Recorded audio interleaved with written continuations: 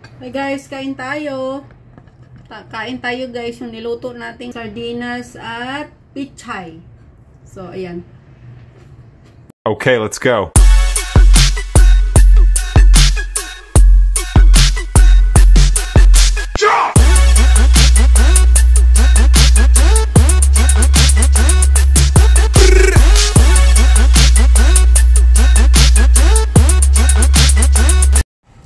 Hi guys, cooking time. Magluto tayo ng ulam natin ngayon guys. At ito ay sardinas with pichay.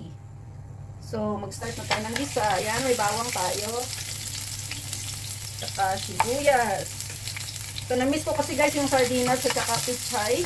Dati kasi sa amin, kung walang pichay, kung hindi ako nakabili, talbos ng kamote. Yan ang nilalagay ko sa sardinas. Hindi ko pinapakain yung mga anak ko guys dati ng puro sardinas lang. Kaya hinaluan ko siya ng sardinas na may malunggay or either sardinas na may talbos ng kamote. Mga ganun guys. Kasi okay lang din naman kumain ng puro sardinas, pero mas maganda yung may kunting gulay na ilagay para naman may sustansya pa din. Ayan, ang ating sardinas. So, ayan, hati lang natin. Pakuluan lang natin ito guys. Tapos yan ay ilagay na natin ng ating pichay. Madali lang naman ito maluto guys, kasi di ba yung sardinas luto na rin. So ayan ang ating sardinas. So ayan na nga guys, at atin ang ilagay ang ating pichay. So ayan. Madali lang naman ito maluto.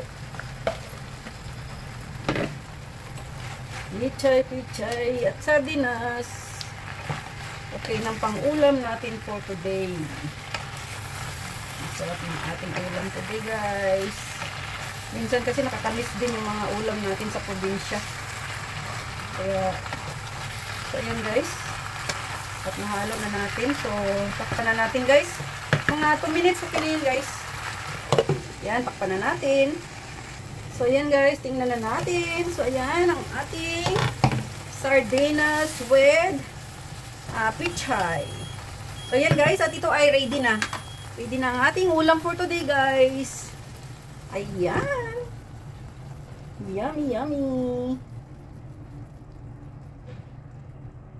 Ayan ang ating ulam for today.